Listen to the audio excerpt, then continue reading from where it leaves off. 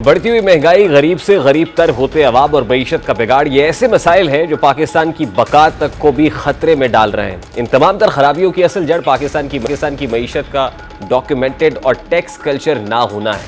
ہمارے ملک میں جتنے بھی حکمران آئے، انہوں نے لانگ ٹرم پالیسیز بنانے کی بجائے روزمرہ کی بنیاد پر ملک چلایا، ڈے ٹو ڈے افیئرز چلاتے رہے، اخراجات پورے کرنے کے لیے ہر 2 مہینے بعد کوئی منی بجٹ پیش کر کے انہی افراد پر دوبارہ سے ٹیکس لگائے جو پہلے ہی بھاری بھرکم ٹیکسز کے بوجھ تلے تھے۔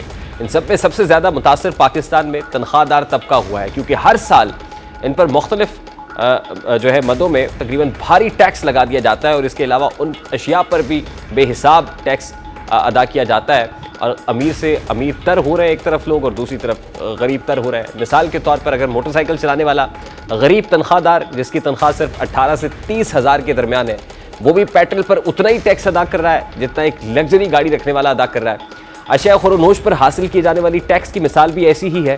حکمرانوں کو جو ٹیکس کلیکشن کے لیے آسان راستہ ملا، انہوں نے وہ اپنایا، اور اب ان کی دیکھا دیکھی عالمی ادارے بھی اکثر و بیشتر ایسے ہی مطالبات کر رہے ہیں جن سے براہ راست تنخواہ دار یا غریب طبقہ متاثر ہو رہا ہے۔ جیسے آج عالمی بینک نے پاکستان سے 50,000 یا اس سے بھی کم آمدن والے افراد پر ٹیکس لگانے کا مشورہ دیا ہے۔ پاکستان میں موجود زمینی حالات کے تناظر میں عالمی بینک کا یہ مشورہ زہر قاتل کی مانند ہے، کیونکہ 50,000 یا اس سے کم آمدن والے افراد تو پہلے ہی اب غربت کی نچلی ترین سطح پر شمار ہو رہے ہیں۔ ایسے میں ان پر بلا واسطہ ٹیکسز کے علاوہ براہ راست ٹیکسز کا نفاذ انہیں زندہ درگور کرنے کے مترادف ہو۔ عالمی بینک کا مزید کہنا ہے کہ 5 لاکھ روپے ماہانہ آمدن والوں پر 35% شرح سے ٹیکس عائد کیا جائے، اور وفاقی حکومت ان شعبوں پر خرچ نہ کرے جو صوبوں کے دائرہ کار میں آتے ہیں۔ عالمی بینک کا یہ بھی کہنا ہے کہ 7ویں قومی مالیاتی کمیشن کا دوبارہ جائزہ لے کر وفاق اور صوبائی دائرہ کار میں فائنانسنگ کا لاہ عمل طے کیا جائے، دکانداروں کو ٹیکس نیٹ میں لایا جائے، اور ٹیکس فری آمدن کی حد کم کی جائے۔ اس کے علاوہ عالمی بینک نے پاکستان کو یہ مشورہ دیا ہے کہ پرسنل انکم ٹیکس کا اسٹرکچر آسان بنایا جائے، زرعی شعبے میں 12.5 ایکڑ زمینوں کے مالکان ہیں اس پر ٹیکس لگایا جائے۔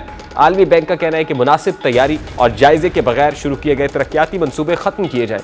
عالمی بینک نے پاکستان ڈیولپمنٹ اپڈیٹ رپورٹ 2023 جاری کی ہے، جس کے مطابق موجودہ مالی سال جی ڈی پی گروتھ 1.7% تک محدود رہنے کی پیشگوئی کی گئی ہے، اور رپورٹ میں سرکاری شعبے میں گاڑیوں کی خریداری سمیت اخراجات میں کمی پر زور دیا گیا ہے۔ ملازمین کی تنخواہ اور پینشن بل میں کمی کے لیے پینشن اصلاحات متعارف کرانے کا مطالبہ کیا گیا ہے۔ عالمی بینک کا کہنا ہے کہ سنگل ٹریجری اکاؤنٹ سے حکومتی اکاؤنٹ پر 500 ارب روپے تک آ سکتے ہیں، اور غربت کے خاتمے کے لیے بے نظیر انکم سپورٹ پروگرام ناکافی ہے۔ ورلڈ بینک نے غربت کے خاتمے کے لیے BISP کا بجٹ بڑھانے پر زور دیا ہے۔ اگلے سال غربت 39.4% سے 35% پر آ جائے گی۔ رواں مالی سال کرنٹ اکاؤنٹ ڈیفیسٹ 1.4%، مالی خسارہ 7.7% رہنے کی پیشگوئی کی گئی ہے۔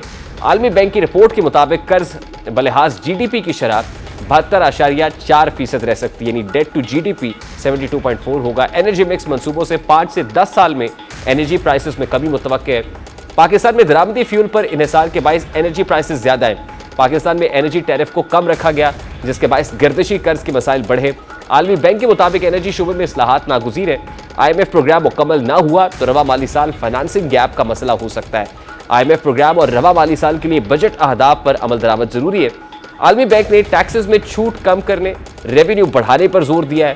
اب ریٹیل، زرعی اور پراپرٹی سیکٹر میں ٹیکس وصولی کے لیے اصلاحات پر بھی زور دیا گیا ہے۔ انکم ٹیکس اصلاحات، مختلف اشیاء پر درآمدی ڈیوٹی استثناء میں کمی کا مطالبہ، جبکہ توانائی شعبے میں سبسڈیز میں کمی اور زیرو ریٹنگ محدود کرنے کی سفارش کی گئی ہے۔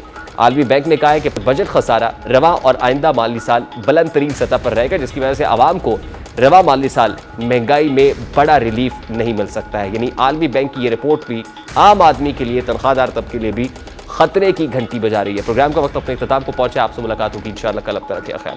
اللہ حافظ۔